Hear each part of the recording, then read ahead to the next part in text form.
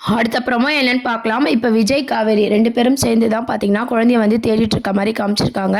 விஜய் வந்து காவேரி வீட்டுக்கு போனதும் அங்க குழந்தை இல்லன்ற உண்மைய தெரிஞ்சுக்கிறாங்க. உடனே காவேரி பார்த்தீங்கன்னா, "நீங்க கூட்டு போன நான் நினைச்சேனே" அப்படின்னு சொல்லிட்டு 2 பேருமே சேர்ந்து ஸ்கூலுக்கு போகும்போது பார்த்தீங்கன்னா, அங்க வாட்ச்மேன் என்ன சொல்றாருன்னா, வெள்ள கலர் கார்ல வந்து குழந்தைய வந்து யாரோ கூட்டு போன மாரி சொல்றாங்க. இதை கேட்ட விஜய் பார்த்தீங்கன்னா, ஒரே டென்ஷன் ஆகுறாரு. என்ன ஆச்சுன்னு தெரியலையேன்னு சொல்லிட்டு தேடி 2 பேருமே கார்ல தேடி பார்க்குறாங்க. அப்பதான் காவேரி வந்து ஒரு விஷயம் சொல்றாங்க. "சிசிடிவி கேமரா பார்க்கலாமா? பார்த்துட்டு நம்ம விசாரிக்கலாம்" அப்படின்ற மாதிரி காவேரி வந்து ஐடியா கொடுக்குறாங்க. அதுபடி பார்க்குறாங்க. சிசிடிவி கேமரா பார்க்கும்போது ஒருத்தர் தொப்பி போட்டுட்டு குழந்தைய கூட்டு போகிற மாதிரி காமிச்சிருப்பாங்க. அப்புறம் பார்த்தீங்கன்னா, நம்ம விஜய்க்கு யாராக இருக்கும் அப்படின்ற மாதிரி யோசிச்சுட்டு இருக்காரு. அதுக்கப்புறம் தாத்தா வீட்டுக்கு போகிறாங்க. தாத்தா வீட்டுக்கு போனோன்னா குழந்தைய காணோம்னு சொல்லிட்டு இந்த மாதிரி சிசிடிவி கேமரா பார்த்த விஷயம் எல்லாத்தையும் சொல்லும்போது எல்லாரும் பார்த்தீங்கன்னா ரொம்ப டென்ஷனாக வந்து காவேரியை வந்து திட்டுறாங்க. "இவன் வந்து தான் இப்படி ஆயிடுச்சு, இவ்வளோ கேர்லெஸ்ஸாக இருப்பேன்" அப்படின்னு சொல்லிட்டு சித்தி எல்லாரும் பார்த்தீங்கன்னா காவேரி டார்கெட் பண்ணி திட்டுறாங்க. உடனே விஜய் பார்த்தீங்கன்னா, காவேரிக்கும் இதுக்கும் சம்மந்தம் கிடையாது, அவளுக்கு எதுவுமே ஞாபகம் இல்லை, அதனால் அவளை எதுவும் பேசக்கூடாதுன்னு சொல்லி வார்ன் பண்ணிட்டு இருக்காரு. அந்த டைம் பார்த்தீங்கன்னா, காவேரி ஆளுன்னு சொல்கிறீங்களே, பசுபதி எங்கே இருக்கானே தெரில, அவங்க பையனும் பார்த்தீங்கன்னா ஜெயிலில் இருக்கான் அப்படின்ற உண்மையை வந்து நம்ம விஜய் வந்து பேசிகிட்டு இருக்கும் போதே சித்தப்பா ஒரு விஷயத்த சொல்கிறாரு. இப்போ தான் எனக்கு ஒரு விஷயம் ஞாபகம் வருது, இந்த மாதிரி அவன் வந்து ரிலீஸ் ஆகிட்டான், விஜய் 5 வருஷம் ஜெயிலேருந்து ரிலீஸ் ஆகிட்டான், நான் கூட பார்த்தேன் அப்படின்ற விஷயத்த வந்து சித்தப்பா சொல்லும்போது விஜய் பயங்கரமாக ஷாக் ஆகுறாரு. கண்டிப்பாக வந்து சித்தப்பா மேலே கோவப்பட போகிறாரு. ஏன் இதை முன்னாடியே சொல்லலை அப்படின்னு சொல்லி சித்தப்பா மேலே விஜய் வந்து கோவப்பட போகிறாரு. நம்ம சித்தப்பா சொல்கிறாரு, இந்த மாதிரி அப்போவே அவன் சொன்னான், நீங்களாம் ஒன்றா இருக்கீங்கன்னு நினச்சிட்டு வாழ விட மாட்டேன்னு சொல்லி என்கிட்ட சவால் விட்டான். சின்ன பையன் என்ன பண்ணிட்டு போகிறான் அப்படின்ற மாதிரி நான் பார்த்தேன், இப்போ தான் புரியுது, அவன் தான் குழந்தைய கடத்தியிருக்கணும்னு சொல்லி சித்தப்பா சொல்கிறாரு. உடனே விஜய் பார்த்தீங்கன்னா, அப்போ அவன் தான் கடத்தியிருக்கணும், எங்கே இருக்குது என் குழந்தைன்னு தெரியலேன்னு சொல்லி ரொம்பவே ஃபீல் பண்ணிட்டு இருக்காரு. அப்போ பார்த்தீங்கன்னா சித்தப்பாவுக்கு ஒரு விஷயம் ஞாபகம் வருது. சித்தப்பாவை வச்சுக்கிட்டே நம்ம ராகவ பார்த்தீங்கன்னா ஒரு அட்ரஸ் சொல்லியிருப்பார் இல்லையா, அந்த அட்ரஸை விஜய்க்கு நம்ம சித்தப்பா சொல்கிறாரு. இந்த அட்ரஸில் போய் பார்த்தா குழந்தை இருக்கும்னு நினைக்கிறேன் அப்படின்ற மாதிரி சொல்கிறாரு. இப்போது சித்தப்பாவும் விஜய் எல்லாரும் பார்த்தீங்கன்னா அந்த குழந்தைய தேடி போகிறாங்க. ஆனால் கண்டிப்பாக பார்த்தீங்கன்னா குழந்தை வந்து கிடச்சிருது. எல்லாரும் பயப்படுற மாதிரி எபிசோட்ஸை வந்து வளன்னு இழுத்துட்டு போகாமல் குழந்தைய வந்து விஜய் கண்டுபிடிச்சிடாரு. எப்படின்னு பார்த்தீங்கன்னா, ஷூட்டிங் ஸ்பாட்டில் பார்த்தீங்கன்னா காவேரி வீட்டில் குட்டி காவேரி விளையாடிட்டு இருக்க மாதிரி அப்டேட்ஸ் நிறைய வந்து இப்போ வந்து அப்டேட்ஸ்லாம் வந்துட்டுருக்கு. ஸோ அதை பேஸ் பண்ணி பார்த்தீங்கன்னா குழந்தைய வந்து விஜய் கண்டுபிடிக்கிற மாதிரியான ஒரு சீன்ஸை தான் வந்து கொண்டு வராங்க. அடுத்த வாரம் எபிசோடில் குழந்தைய வந்து கண்டுபிடிச்சிட்டாங்க. இப்போ விஜய் வந்து தேடி போகிறாரு. தேடி போகும்போது பார்த்தீங்கன்னா அங்கே குழந்தை எங்கன்னு சொல்லி அங்கே இருக்கிற ஆளுங்கள்லாம் அடித்து கேட்குறாங்க. காவேரிக்கு ஒன்றுமே புரியல, என்ன நடக்குது இங்கே, இவங்கெல்லாம் யார் அப்படின்ற மாதிரி. ஏன்னா அவங்களுக்கு பழசு மறந்ததுனால, காவேரிக்கு எதுவுமே ஞாபகம் இல்லாததுனால குழந்தைய வந்துட்டும் தேடிட்டுருக்காங்க. விஜய் பார்த்தீங்கன்னா எல்லாரையும் ஃபைட் பண்ணி கேட்டுட்ருக்காங்க. குழந்தை இங்கே இல்லை அங்கே இல்லைன்னு சொல்லி ஒவ்வொருத்தரும் பார்த்தீங்கன்னா ஒரு ரீசன் சொல்கிறாங்க. இதை கேட்டு விஜய் ரொம்பவே கடுப்பாகிறாரு.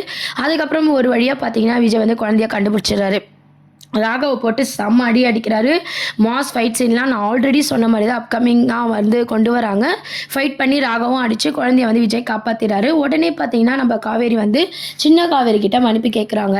நான் கூட்டு போயிருந்தா இதெல்லாம் நடந்திருக்காது, என்னால் தானே, என்னை மன்னிச்சிடு அப்படின்ற மாதிரி காவேரி சொல்கிறாங்க. உடனே குட்டி காவேரி வந்து, எங்கள் அப்பாவால் தானே நீங்கள் டென்ஷன் ஆகுனீங்க, இனிமேல் எங்கள் அப்பாவை உங்கள் பேச்சுக்கு வராமல் பார்த்துக்கிறேன் மிஸ் அப்படின்ற மாதிரி சொல்லும்போது காவேரிக்கு ரொம்பவே அழுக வருது. இந்த சின்ன வயசில் இவ்வளோ பக்குவமாக பேசுகிறாளே, நம்மளுக்கு எங்கே போச்சு இந்த பக்குவம் அப்படின்னு சொல்லி காவேரி வந்து அப்படியே அம்முவை வந்து கட்டி பிடிச்சி அழுதுட்ருக்காங்க. இந்த சீன்லாம் விஜய் பார்த்து ரொம்பவே ஃபீல் பண்ணிட்டு இருக்காரு. விஜய் மனசில் என்ன யோசிக்கிறாருன்னா, நம்ம தொடர்ந்து காவேரியை டிஸ்டர்ப் பண்ணுறோம் போல, அதனால தான் காவேரிக்கு இப்படிலாம் தோணி நம்ம குழந்தைய விட டிஸ்டன்ஸ் வந்து மெயின்டைன் பண்ணுறா, அதனால் நம்ம இனிமேல் ரொம்ப காவேரி கிட்ட வந்து க்ளோஸாக இருக்கக்கூடாது அப்படின்ற மாதிரி விஜயும் வந்து யோசிக்க ஆரம்பிக்கிறாரு. அதுக்கப்புறம் வீட்டுக்கு போனதும் சாரதா என்னாச்சுன்னு கேட்கும்போது, இந்த மாதிரி குழந்தைய வந்து கடத்திட்டு போயிட்டாங்க, நாங்கள் தேடி கண்டுபிடிச்சோம் அப்படின்ற உண்மையை விஜய் சொல்லும் போது சாரதா வந்து யாராக இருக்கும் அப்படின்ற மாதிரி ஷாக் ஆகுறாங்க. பசுபதி பையன் அப்படின்னு சொல்லும் போது ரொம்பவே சாரதா வந்து ஷாக் ஆகுறாங்க. சாரதா ஷாக் ஆகிறதையும் காவேரி வந்து நோட் பண்ணுறாங்க.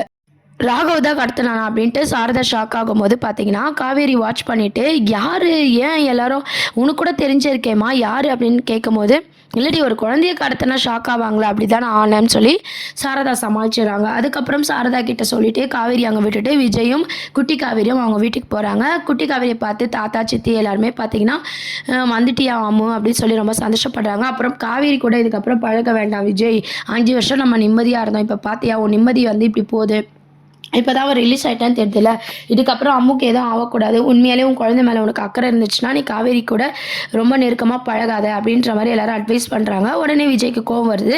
எல்லாத்துக்குமே நீங்கள் காவேரியை குறை சொல்லாதீங்க, ஒரு பிரச்சனை நடந்துச்சுன்னா அதை எப்படி தீர்க்கிறதுன்னு தான் பார்க்கணுமே தவிர என் பொண்டாட்டி என்கிட்ட இருந்து தள்ளி வைக்கணும்னு நீங்களாம் நினைக்காதீங்கன்னு சொல்லி கோவமாக பேசிட்டு விஜய் போயிடுறாரு. அதுக்கப்புறம் அம்மு கிட்ட போய் கேட்குறாரு, யார் கூப்பிட்டாலும் போகக்கூடாதுன்னு சொல்லியிருக்கேன்ல, நீ எதுக்கு போன அப்படின்ற மாதிரி சொல்லி நம்ம விஜய் வந்து அம்மாவை பிடிச்சி அழுதுட்ருக்காரு. உடனே அம்மா என்ன சொல்கிறாங்கன்னா, உங்கள் அம்மாவை காட்டுன்னு சொல்லி கூப்பிட்டு போனாங்கப்பா, எனக்கும் அம்மாவை பார்க்கணுன்னு ஆசையாக இருந்துச்சு, அதான் போனேன்னு சொல்லும்போது விஜய் வந்து ரொம்பவே ஃபீல் பண்ணிகிட்டு இருக்காங்க. இன்னொரு சைட் பார்த்திங்கன்னா நம்ம காவேரி வந்து ரொம்பவே ஃபீல் பண்ணிகிட்டு இருக்காங்க. அம்மு கிட்ட இன்றைக்கெலாம் எப்படி நம்ம கோவமாக நடந்துக்கிட்டோம், ஆனால் அந்த குழந்தை எவ்வளோ பக்குவமாக நம்மக்கிட்ட மன்னிப்பு கேட்டுச்சு, நம்ம ஏன் இவ்வளோ தப்பு பண்ணிட்டோம் அப்படின்னு சொல்லி காவேரி ஒரு பக்கம் ஃபீல் பண்ணிகிட்டு இருக்காங்க. கங்கா யமுனா வந்து ஊருக்கு போயிட்டு கால் பண்ணுவதும் நம்ம சாரதாவும் பார்த்திங்கன்னா நடந்த விஷயத்த வந்து கங்கா கிட்ட சொல்லிட்டு இருக்காங்க. மாரி குட்டி காவேரியை கடத்தின விஷயம், அதுக்கப்புறம் விஜய் தம்பியை போய் காப்பாற்றி கூப்பிட்டு வந்த விஷயம், ராகவ் ரிலீஸ் ஆன விஷயம் எல்லாத்தையும் வந்து கங்கா யமுனா கிட்ட வந்து சாரதா வந்து ஃபோனில் வந்து ஷேர் பண்ணுறாங்க. இதை கேட்ட நிவினுக்குமே பார்த்திங்கன்னா ரொம்பவே ஷாக் ஆகிடுச்சு. எல்லாருமே கேட்டு ரொம்பவே ஷாக் ஆகிட்டாங்க. தொடர்ந்து பார்த்திங்கன்னா ராகவால் தொடர்ந்து பிரச்சனை வரும், இதுக்கு எதனா பண்ணணும் அப்படின்னு சொல்லி கங்கா யமுனா எல்லாருமே வந்து யோசிக்கிறாங்க. இன்னொரு சைட் பார்த்திங்கன்னா விஜய் வந்து முன்னாடியே வந்து நம்ம கம்ப்ளைண்ட் கொடுத்துடணும் ராகவ் மேலே, இதை வந்து தொடரக்கூடாது, என் பொண்ணுக்கு எந்த பிரச்சனையும் வரக்கூடாதுன்னு சொல்லி யோசிக்கிறாரு. சித்தப்பா பார்த்திங்கன்னா ஒரு பிரச்சனை நடந்துச்சு, இதை இப்படியே விட்டால் திருப்பி காவேரியால் பிரச்சனை வரும், நான் போய் காவேரி அம்மா கிட்ட பேசுகிறேன் அப்படின்னு சொல்லி சித்தப்பா போய் பேச போகிறாரு. சாரதா கிட்ட போய் பார்த்தீங்களே ஒரு பிரச்சனை வந்துருச்சு, இப்போயாவது ஊரை விட்டு போயிடுங்க, விஜயும் அவன் பொண்ணையும் விட்டுடுங்க அப்படின்ற மாதிரி சொல்கிறாங்க. இதை நினச்சி சாரதா ஒரு பக்கம் ஃபீல் பண்ணிட்டு இருக்காங்க. அதுக்கப்புறமா அம்மா வந்து தெரிஞ்ச மாதிரி காமிச்சிக்கிறாங்க, யார் அந்த பசுபதி யார் அந்த ராகம்னு சொல்லி காவேரி அப்படியே குழப்பிக்கிறாங்க.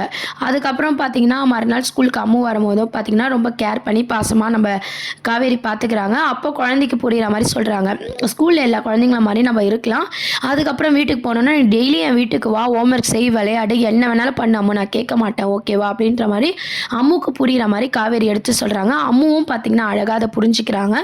ஸ்கூலில் பார்த்திங்கன்னா ஒரு மிஸ்ஸும் ஒரு ஸ்டூடெண்ட்டும் இருக்கிற மாதிரி நடந்துக்கிறாங்க. அதுக்கப்புறம் பார்த்திங்கன்னா டெய்லி காவேரி வந்து பெரிய காவேரி வீட்டில் இருக்கிற மாதிரியான ஒரு ஷூட்டிங்ஸ் அப்டேட் தான் வந்திருக்கு. அதுக்கப்புறம் பார்த்திங்கன்னா ராகவ் வந்து விஜய் நம்மளை அடிச்சுட்டு போயிட்டானே, இவனை எப்படி சும்மா விடுறதுன்னு சொல்லி ரொம்ப கோவப்படுறாங்க. அப்போ போய் காவேரியை வந்து வழியில் பார்க்குறாரு ராகவ், என்ன அவன் குழந்தைய காப்பாற்றிட்டோன்னு நினைக்கிறியா, இதுக்கப்புறம் சும்மா விட மாட்டேன்னு சொல்லி பேசிட்டு போகிறாரு. உடனே ஏன் குழந்தையா அப்படின்னு சொல்லி காவேரி வந்து யோசிக்க ஆரம்பிக்கிறாங்க. என்ன சொல்கிறான் இவன், ஃபஸ்ட்டு இவன் யார் அப்படின்ற மாதிரி யோசிக்கிறாங்க. சாரதா கிட்ட போய் கேட்குறாங்க, ஒரு ஆள் வண்டியில் வந்துட்டு என் குழந்தைய கடத்திட்டு போனேன்னு சொல்கிறாமா, என் குழந்தை யார், எனக்கு இதுக்கு முன்னாடி கல்யாணம் ஆகிடுச்சா அப்படின்ற மாதிரி காவேரி வந்து ரொம்ப எமோஷ்னலாக கேட்குறாங்க. சாரதா அதை மறைக்கிறாங்க. அப்படிலாம் இல்லை, யாரோ ஆள் மாற்றி சொல்லியிருப்பாங்க, மற்றவங்க சொல்கிறத நம்புற, நான் சொல்கிறத நம்ப மாட்டியா அப்படின்னு சொல்லி சாரதா வந்து சமாளிக்கிறாங்க. இருந்தாலும் இதில் ஏதோ ஒரு விஷயம் இருக்குன்னு சொல்லி காவேரி வந்து யோசிக்க ஆரம்பிக்கிறாங்க. இதில் மெயின் விஷயம் என்னன்னு பார்த்தீங்கன்னா விஜய் யோசிக்க ஆரம்பிக்கிறாரு, காவேரி கிட்ட நம்ம க்ளோஸாக இருக்கிறதுனால தான் காவேரி குழந்தைகிட்ட க்ளோஸாக இல்லை, அதனால் இனிமேல் நம்ம அவ்வளோவா போய் காவேரி டிஸ்டர்ப் பண்ண வேண்டாம் அப்படின்ற மாதிரி அவர் பார்த்தீங்கன்னா காவேரியை விட்டு கொஞ்சம் விளங்குறாரு. அந்த மூமெண்ட்டில் தான் பார்த்தீங்கன்னா காவேரிக்கு விஜய் மேலே லவ் வர மாதிரி காட்டுறாங்க. இப்போது காவேரி பார்த்தீங்கன்னா விஜயை தேட போகிறாங்க, விஜயை லவ் பண்ண போகிறாங்க. இந்த மாதிரி ஒரு ட்ராக் தான் அடுத்து கொண்டு வர போகிறாங்க. இதில் தான் அடுத்த அப்டேட்டாக இருக்குது. இதை பற்றி நீங்கள் என்ன நினைக்கிறீங்க அப்படின்றத கீழே கமெண்ட் செக்ஷன் சொல்லுங்கள். சேனலை மறக்காமல் சப்ஸ்கிரைப் பண்ணுங்கள். தேங்க்யூ.